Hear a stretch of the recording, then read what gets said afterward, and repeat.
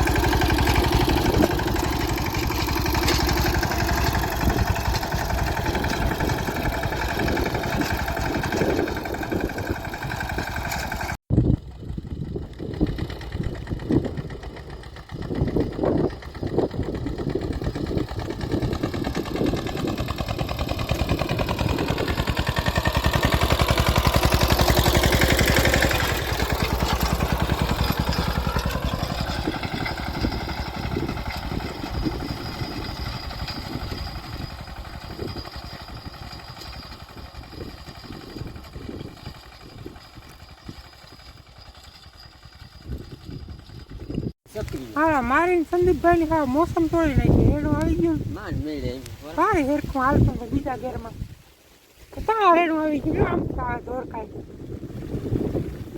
ભલે ને આવે આ તો કાલે આપી લે. હા હા કયો જરૂરત છે ભલે આવી જાય ભલે ખડ કાંઈ ઘર વાંધો નહીં. મેં જોઈએ આપણે ખડને તો બુકીએ ખડને જે 3 મહિના છે આપણા હાથમાં. હવે આ મેનું મોડું થાય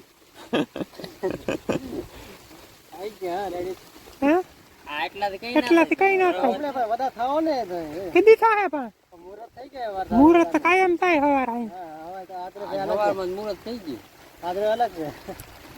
હવે તો ટાયરમાં ગાળા છૂટીએ કે નહીં છોટાઈ દીધા એ આમાં સાટો સોઈતો ફોન કરી હાલો લાઈટ આવી નહીં 12 વાગ્યા સુધી બાકા દીકી બોલાવ નાખી તો વાંચી લીધું હતું સાટા તો વાંધો નહીં હોય જરાક જ આવ્યા એ ઉગાડે તો હવે જરાક ટૂંકું સહી થાય એ જાણે એનું વકીલું જાણે. હાલો હવે ભાગી ઘેર ફૂલ બાકા દીકી બોલાવી ને હાલો હાલો.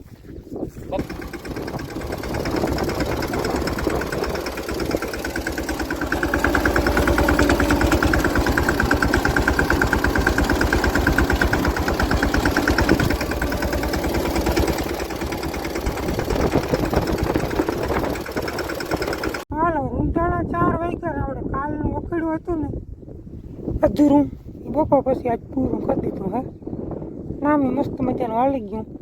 પ્લાન તો સવારે એવો હતો કે વહેલા જટ પાઈ લઈ લાઈટ વહી જાય ને મોર થોડોક પાઈ લઈ ચોખ્ખેથી 6 વાગ્યામાં ઉઠીને આવી ગયો વહેલો. આજે મારી મોર લાઈટ થઈ ગઈ પાવ નથી સવારની ગઈ રોગી લઈને મન હલાડી ચાલુ કરીને લાઈટ વહી ગઈ. આજે એક ટીપું પીધું નથી. હવે સાંજે આવે તો ભલે. આપણે વખેડું હાલી ગયું ને હવે આંકવાનું છે અહીંયા કરસન કાકાને જોવું 4 વીલ મગફળી વાવી એક ફેર હાલ્યું નથી એટલે એનો ફોન આવ્યો હતો કે વેરો હોય તો હાંકજે. હવે અહીંથી તો નહીં ટપે વંડી એટલે આમ ફરીને જવું જોઈએ એને ઈખાવાની જારીનું વાવેતર છે એટલે કંઈ ફેરફાર કરવા નથી થાય એટલે અડામાં આમને રાખવાનું છે. આપણી કદાચ બદલાવી જોઈએ આપણે 20ની કી એ માંડવી ઝીણકી છે એટલે લગભગ એકવીની આખી ખડ બહુ છે ઝીણી ઝીણી ને તો એ આંકવા માંડ્યું લાઇટ આવી તો અહીંયા ટ્રેક્ટર મૂકી સીધી વેંડી ટ્રેક્ટર આપણે મોટર ચાલુ કરી દઉં એ ઉતામાં છે નહીં કાલ આપી નાખીએ લાઇટ આવે ને તો આપણે પાણીની ખાસ જરૂર છે જો પાયો લીલી થઈ ગઈ અને આ મૂની પર હાવ હેડ્યો પડે કરકાય હાલો તો એક વખીણું છે આપી નાખી પછી આવી અહીંયા 4.5 વીઘા જેવું છે આની પર તો થોડું બકાલું હે રીંગણી મરચી ઓડા ટ્રેક્ટરથી વાળું છે એટલે 4 દાંતે છે એટલે એક એક આર મૂકવી જોઈએ તમતરે રોલે હું પછી ઓરી પાસે એક એક આર લઈ કરવું જોઈએ અને કતો સીટિંગ ના આવે આમાં પછી ધીરે ધીરે આપી નાખીએ આપણે કાલ બપોર સુધીમાં આ બાજુ સંદીપભાઈ વાંચી બધું પતાવી આંકવાનું ને આવી ગયો હું જાઉં તો હવે ઓલા આપણે હેઠા પાડો કરશન કાકાને આપો બહુ લો તારે સુઈ રહ્યા હતા બપોરે આમ બે સુઈ રહ્યા હતા કાકરો હતો ને એટલે કાકરો વહેલો આવી જતો આપણે બપોર મારા સંદીપભાઈનું વકીલ વાગતો હતો ને એ આપણું વાવણું કરેલ હા એ આપણું વાવણું કરે આ સંદીપભાઈની માંડવી જોઈ લ્યો બે પાણી કાઢીને વાવી હતી પાછું કંઈ કર્યું નથી ને પાછું પાણી જ નથી દીધું એટલે મહિનામાં તો થઈ ગઈ ને આ 4 6 2 4 26 હા તો 1.5 મહિના કહી દે ને 1.5 મહિનાની થઈ ગઈ બોલો વગર પાણી બે પાણી કાઢીને વાવી હતી હજી આને વાંધો નહીં આવે 10-12 દી કાલ કોક કહેતું તો મેં થાય જ નહીં ઓહો રોટાવેટર ચાલશે ને બપોર મેરવા નતો હાલતું એટલે યાદ આવી ગયું કફુંબો કૂટે ખાઈને જાઉં તો ટેકો આવી જાય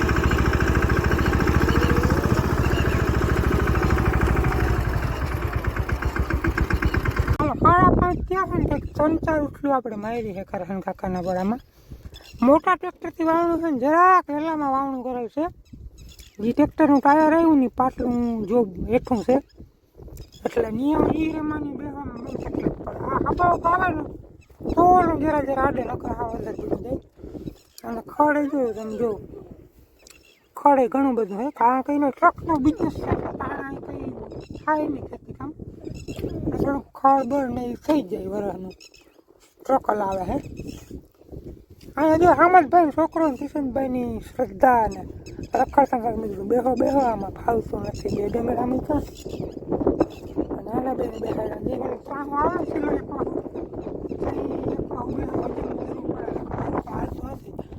ધીરે ધીરે હાકી નાખી રાખીએ તો જે પાણી મૂકી એક ફેરે તો જરાક રહે તકલીફ પાસે વાંધો નહીં આવે હાલો તો ગમડવા માંડ્યું હજી ઘણું બધું છે ઉત્તા મરામાં કામ આવે એમ નથી ધીરે ધીરે આપવું પડે સડી ગયું હોરી આવે જોરદાર ઝાપટું યો વંડ્યા સાથે વાળી હા આપણે થોડોક રહી ગયો ઉની કરા વાળની ઉની કરા આંકવાનો હવે કાલ વાત બહુ ઓછા થતા હોય પાછું પાણી ઠરે વાતું પૂરી આ હે ને વાવલમાં તો ભારી ઘણ કરે એવું છે આમ કરતા કરતા જો હવે મંડાઈ રહીએ ને તો વાક નથી અમારો ચાલો હાંજના 8 વાગી ગયા રેડો એવું છે ને બહુ વાંધા જેવું નહોતું થોડુંક રહી ગયું પછી કઠો થઈને હાંકી નાખ્યું હજી હું એક કાર બાકી છે પણ હવે કાલ એક કારનો ગાળો રહી જાય ને 4 દાંતે વાવણું હતું એટલે પછી હવે કાલ હાંકી નાખ્યું ટ્રેક્ટર બેક્ટર ત્યાં મૂકી આવ્યો વ્યારું કરીને જવાનું છે આપણે ધોખાવાળી રખો લે અને અહીંયા લાઇટ આવી હતી બાપુ આવી ગયા ધોખાવાડીમાંથી આપણે જે હવાનો ટાર્ગેટ હતો ને પૂરો થઈ ગયો આટો બોર્ડ દેખાઈ ગયો એટલે બસ બંધ કરી દીધી નીવી આવી ગયા ત્યાં રામધૂનમાં મારે જવાનું ધોખાવાડીમાં કારણ જો રેન પાઇપની મોટર હાલે એ આગણી વ્યારું કરું ને એટલી વાર હાલીએ પછી બંધ કરી ધોખાવાડીમાં પછી કાલ સવારે વાત બસ તો આજના વિડીયોમાં એટલું વિડીયો કેવો લાગ્યો કોમેન્ટમાં જણાવજો ચેનલમાં નવા સબસ્ક્રાઈબ કરી નાખજો મળીએ નેક્સ્ટ વિડીયોમાં ત્યાં સુધી આવજો